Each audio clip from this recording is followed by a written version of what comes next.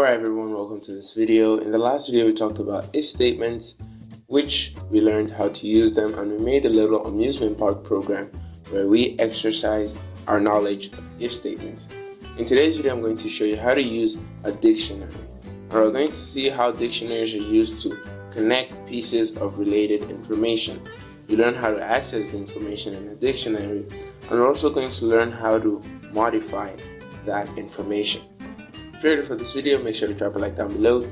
Make sure to subscribe to this channel so that you don't miss any future videos that are going to come out related to Python or maybe some other things. Anyways guys, without further ado, let's get into the video.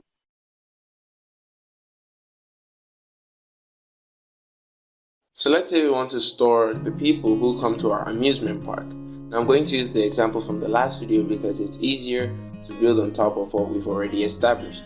So let's say we want to track their names and their age. So we're going to need to store some kind of information about them. And the way to do this is using a dictionary. So let's say you have a person called user1.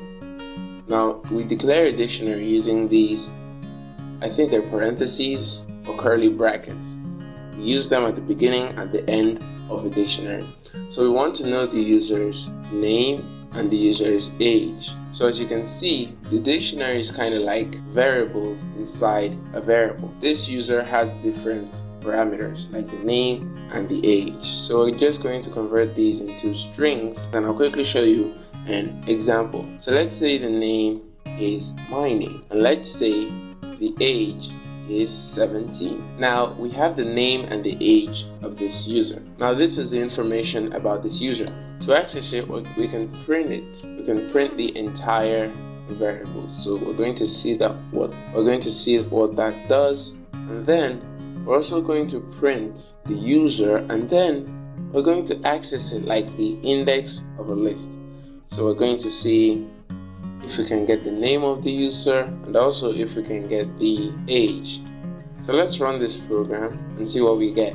And as you can see, you're just going to have to change them to strings. So whatever you use, you're going to have to use it when you're running. Now, as you can see, first up it prints the entire dictionary, which is this.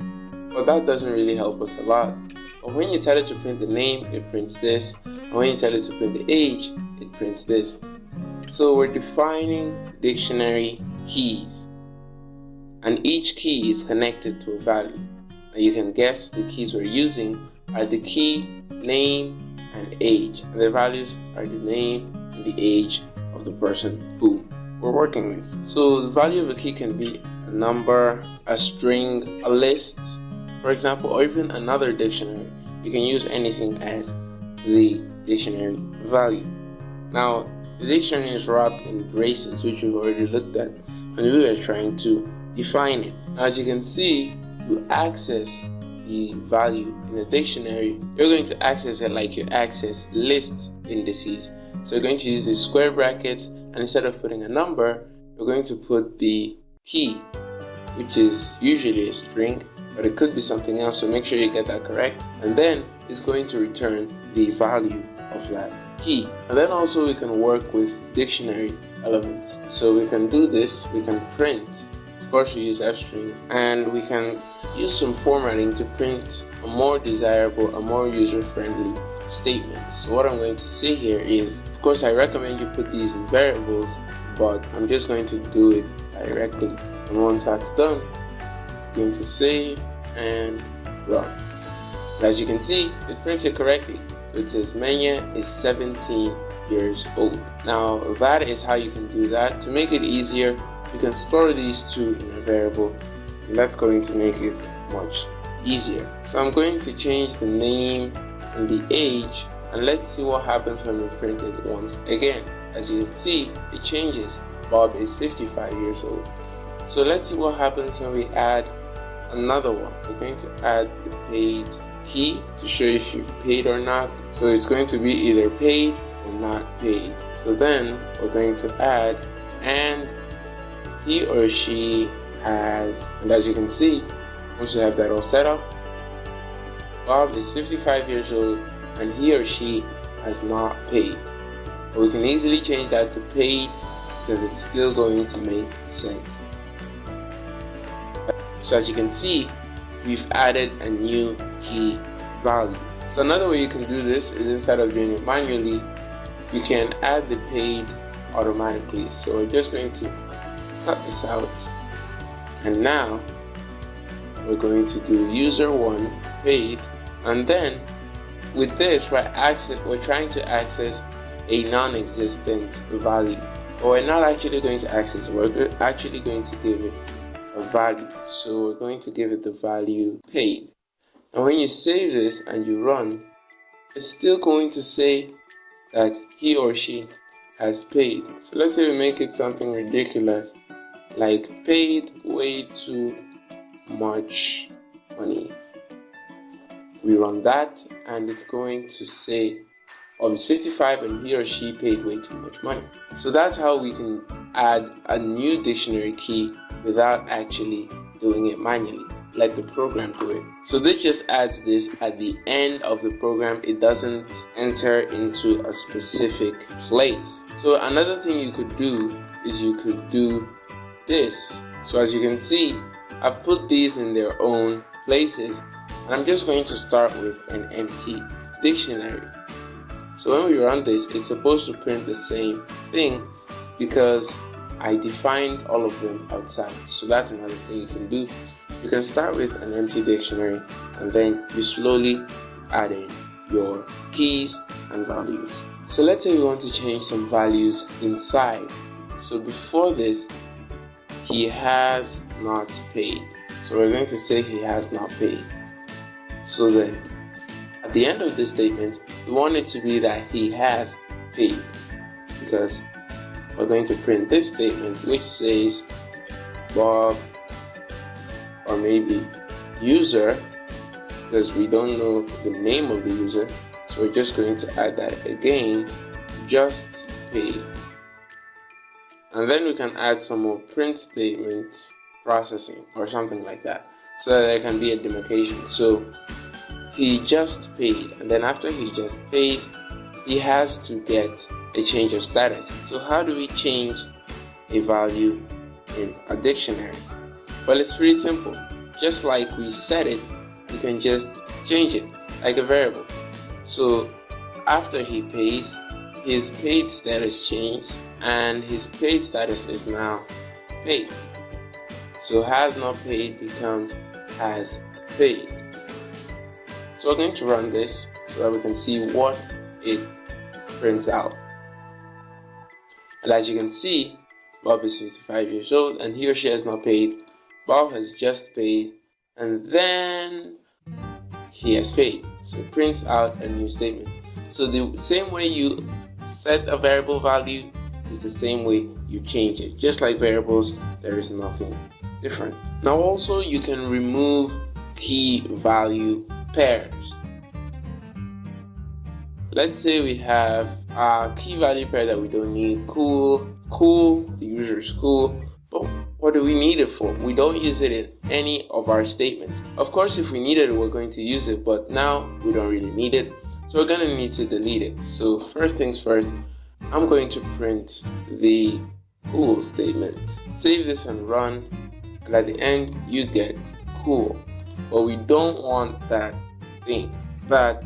key to exist any longer. So what we're going to do is we're going to use another operation, another keyword. Real quick, let me just group my code. Okay, so now that's done, we can easily delete the variable now. So the keyword we're going to use is the Dell keyword. So we're just going to delete it using this keyword. As you can see, it turns orange on your IDLE, which means that it is indeed a keyword. So now what you're going to do is supply it with the value that you want to delete, just like that. I'm going to paste it in here. Delete user1 cool. And this is going to find wherever the cool is and delete it. Now when you run this, it's supposed to tell you that this cool you're trying to print here doesn't exist. So of course it'll throw an error, but then we know that our code is working. And as you can see, it throws an error because cool doesn't exist.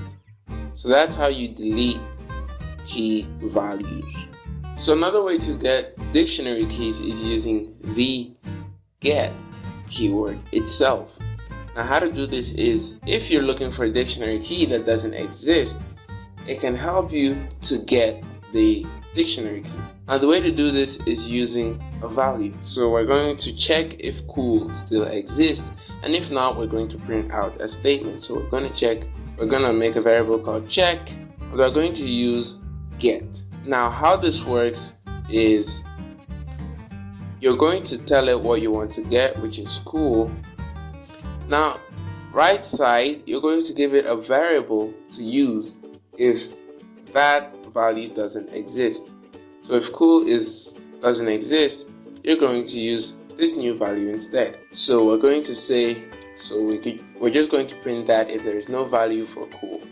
Now we're going to remove this, and as you can see, we delete the value at cool. So there shouldn't be anything in the key. So it's supposed to print this right over here. So let's give that a spin and see if it works. Maybe we should actually print it. And as you can see, it says neither cool or not cool.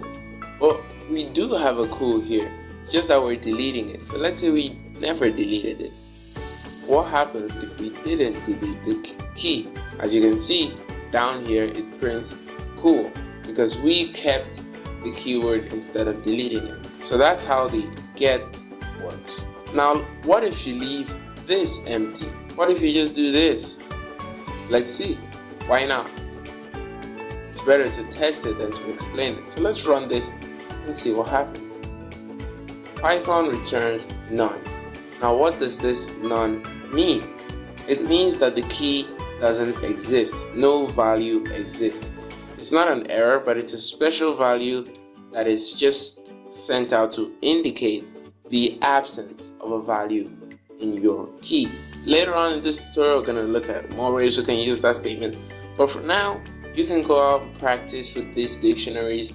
They're so much fun, especially if you want to have a character with so many different attributes like name, age, power, strength, especially if you're making a text RPG or something like that. It's going to be a good addition if you're using it to code. But anyways guys, hope you learned something from this video.